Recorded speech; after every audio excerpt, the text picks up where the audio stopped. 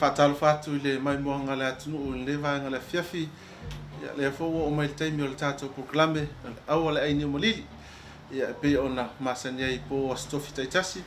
fa ona o inatu ya ona o le lango mai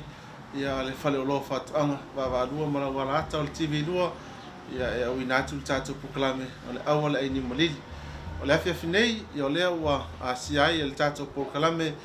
ya le tamaitai fo ya po le tofine ya sia sam ya ala ilana tinae ya o le fale suisui ya ile fio anga no ai sale mo ya e fatal fatu I nei vanga la fiafi sia malo so fo ya malo so fo la sunga ya fatal fatu fo ile malo tio tso tsunu o no mo fai na ma o mai le ni la vala pasala la ya fatal fo ya te ulua le ya ngai mali ni la vanga venga alo ya tatu tau fai fatalo fa mal fo nga lua ni aso na tua fo ya ni ava no ya mai so fa so ya ala ile watinai o le fale sui fa yo na e tau fa mtala ya mai lava ile amtanga ya ofesa e mo mai ni ma fa ngai fia patino la watinai ya o le fale sui ya pa tai mo no ya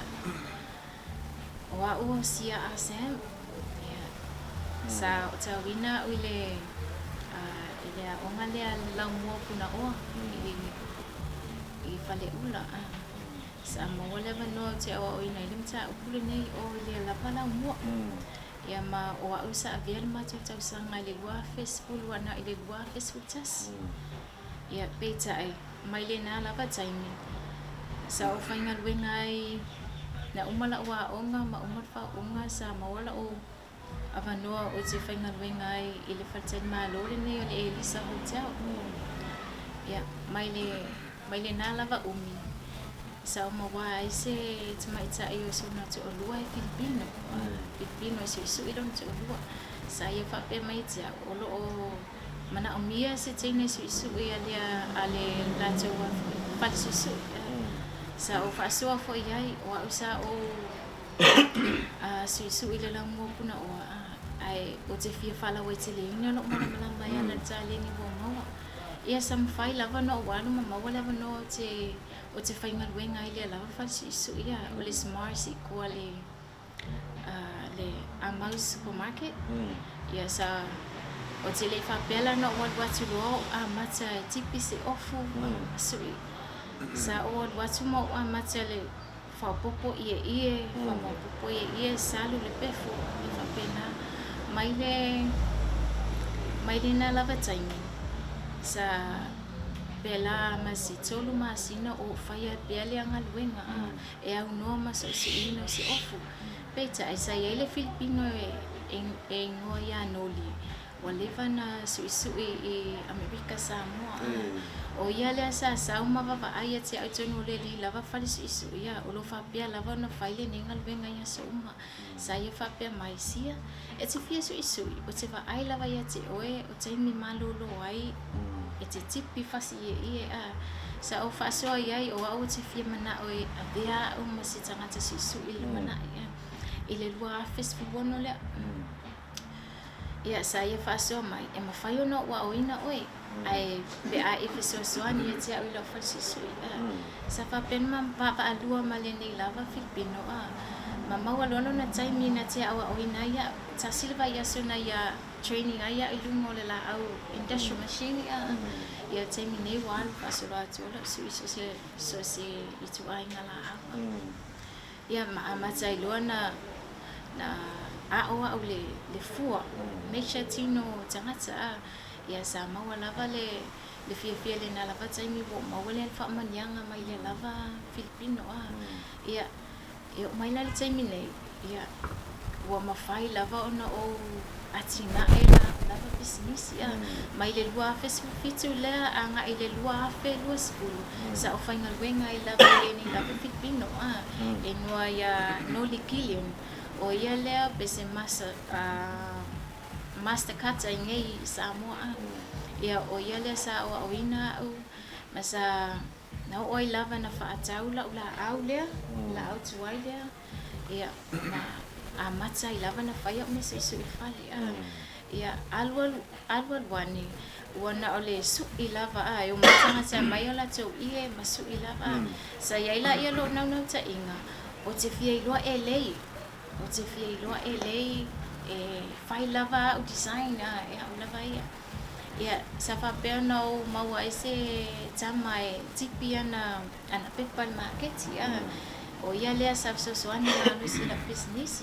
ia saya tipi lava ia pepa nei ma au mai o te tama ia o ele vali ia ole ele ia e o mai na te mine e o matua i le lava lo vali wa le lo su i wa le lo ma se tu ai na se kaili o te lo pai te mine ia sa fai lava tu ai lo ainga wa le va tele no fai tu ai lo ainga ai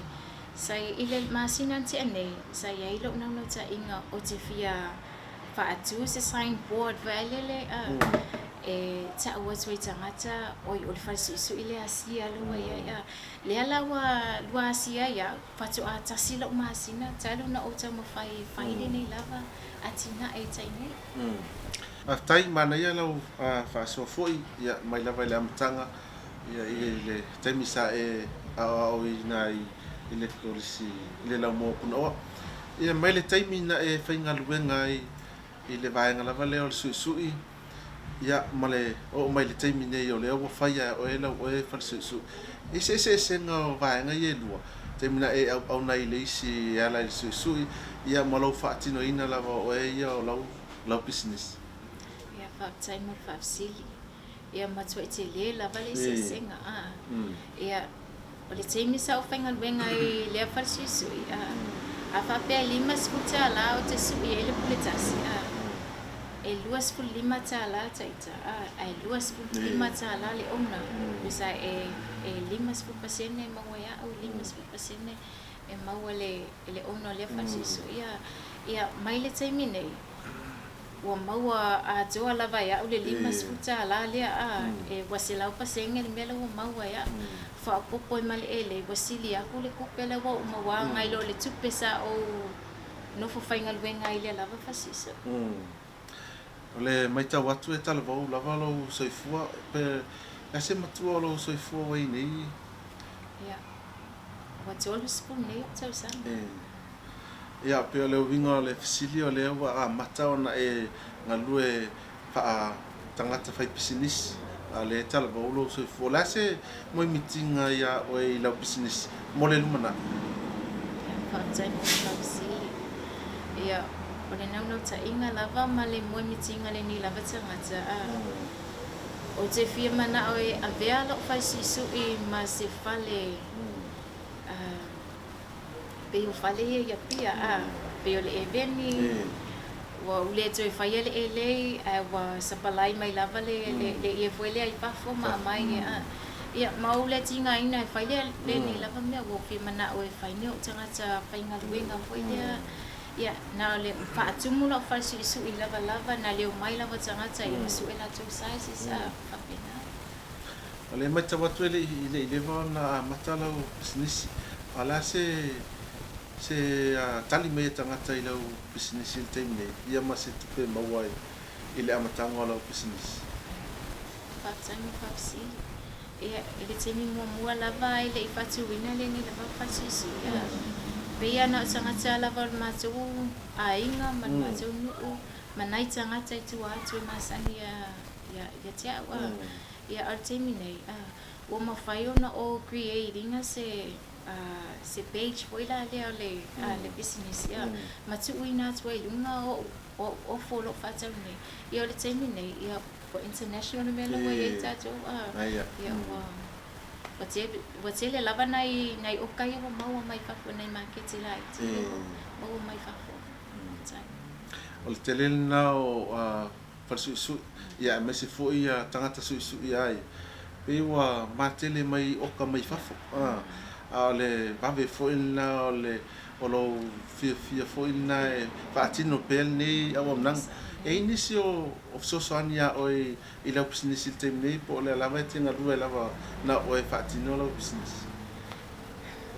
ia o si o te o lua o lo sosania sili lava le o e mo e whainga luenga o ia e manava mai le tele o taimi e sau ele lava ia e sau o umana o tipi nisi ia na lo whaatali e sau ia e lei ia peila o te alatuan na fisa o fasala la wina i lunga le marketi online se tangata vali o na wawilo wa te olua o nga wa o whapena o na oka mai o la tautongina mo lea foi price giving ia sa o fasala la winga ila se tama pali lua tipi ia lea la wa tali mai a makala lea songa fuasi tau lelea ia ai tali wai ona ulo fa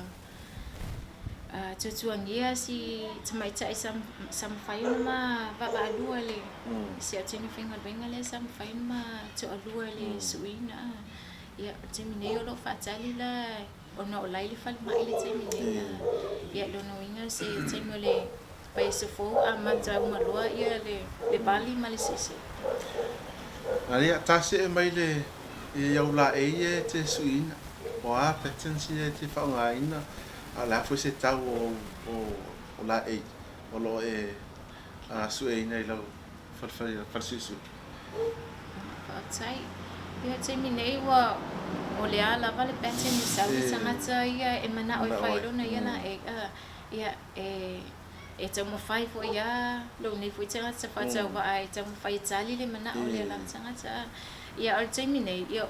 wa tau se asia o va ayani customers vangale wo mai mani ie pe yo ie tala mai falo loa masu pe wo ma tele la vai tama ia stretch ia le bali ia ole albalunga nga lo ye business ia so se tu ai nga pe na van fai na o si ola se tau fo fat tau le ai mole ile off ia ole tu ai nga ofu lava lea e se lau lima sputa la provide ya le ia bali masu ole tau le na le fa wina ni ai afa pe o sau le tangata e mana o mia le bali ma le sui ai provide ia le ia e fita sputa la e lima sputa la su ia o le puletasi era ma le lua sputa la o le bali au le tu ai nga ofu lea o le leise o le lining lea e se lau ta la e su ia e se lau ta la e su ia ai provided kana ia ona e ia le se senga o tu va ai mele ia lea e lua ofu la su ile tai metas o le ma fu anga tonu lava na le na tanga ta tu lea mai lo isi mana ia masano lewa mai mo fo le tu ia ile ala ile fatino ina o lau o e business o le mana ia o le ala vai tinga lue lava o e fatino e au noa manisi fo i so son e ale tūlanga le nofoanga le fatino i lau business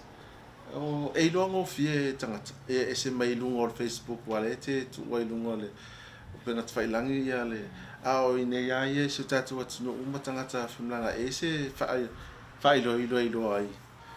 ia o te minei ia talwai una o le fatua a tawa matat business ia wa ia fufuanga wa umana fatatia o le atu so o le falsi so i fa pea ina ima fai una faceanga i lunga le awala e display ai ma o fufui la ia ma fai singa signboard foi le i lunga le awala awale le anga i mi tangata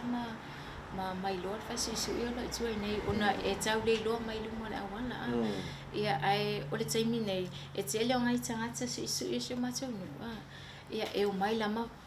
lava ma fasino mai le mea lo tu ele fasi so ia o le ala na wa te ele lava nai tangata so isu mai nei e in fa fitau le o lo business o lo iai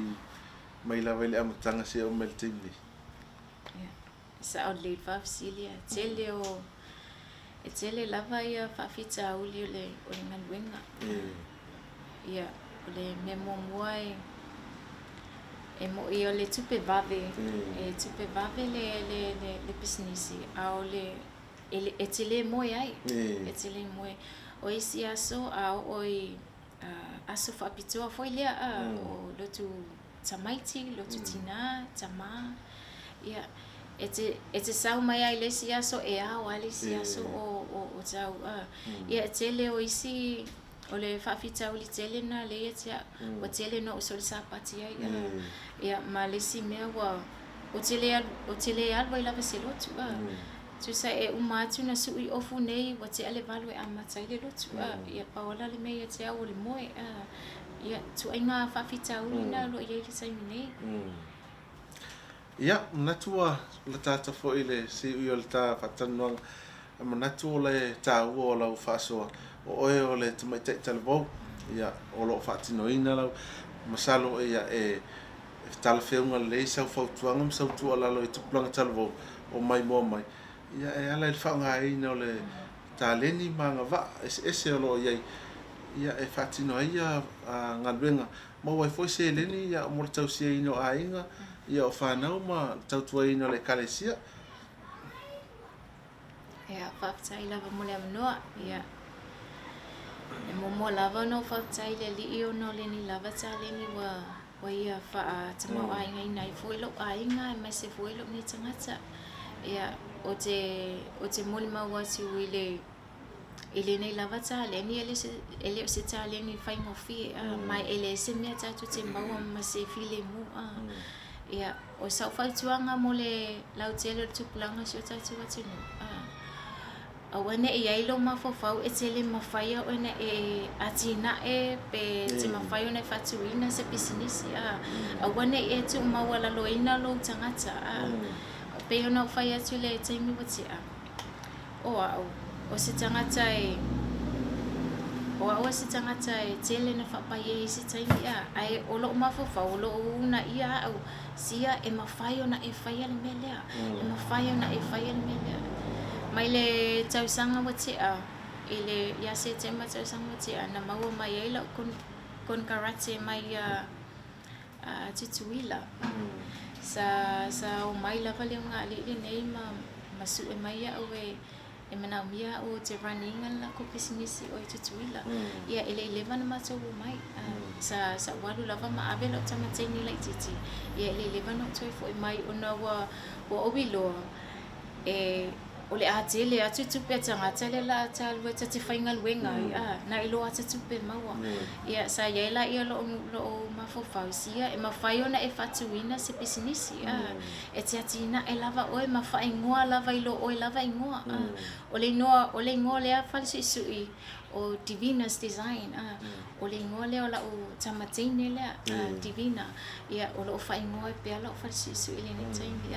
ai o te lu ia te utou le tupulanga tela vau e le ai mase mea tatu te le mawhaiona tatu whaia e te tino u lava oe ia mawhaiona e whaia se mea le lei mo lo lava a inga ili atina ena o lo a inga ia whaktai se o whaso atu lea i te oi tama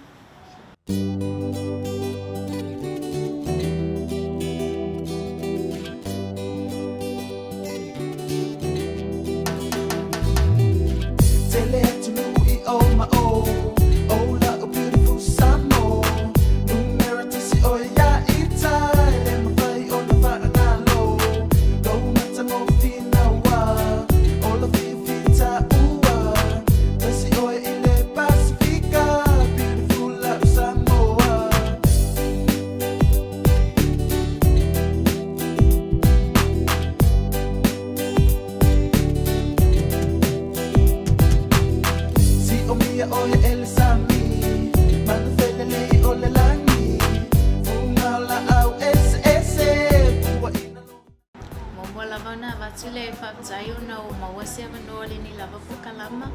e whasoa atu e fo ni tima inga le lei mo si o tatu atu nua me se lo loa le tele mo ia ai le lua se whakataio te whakatai le ofisa whatuanga mo le ni lava voucher o mawhaiona o whamunia ina ila ni tangata whatawa le ni lava tai au ia whaktai foilo tō manatu mai i nei local business o lo tawatia e tunu si o tato atunu ia whaktai lava mo po kalama mo le nei koe lava apanoa whaktai ia o le nāua mai mo mai si o tato atunu whaasoa mātangofia ia a le tofina fo ia sia a Sam ia e tau talatala ai ia le whaatinoina o lana pisinisi fale sui o lona tomai ma le agava ia le lava ua taumafai ia e faatino e atia e ese ona aiga maise ia o le tautuaina ia o le ekalesia e mo le agaga faafetaitele i le suga ia asia ia ua le tusai ma le faamanoina o lona taimi ia ua le tatou polokalame lenei afiafi e manatu ia ua mo foi se faamagatāua mo se tatou atunuu ia mese foi o le tupulaga lalavaoa se tatou atunuu ia i le faasoa foi ia le tamaitaʻi asia mo se faapopoga o le tatou polokalame i le vaeaso muamua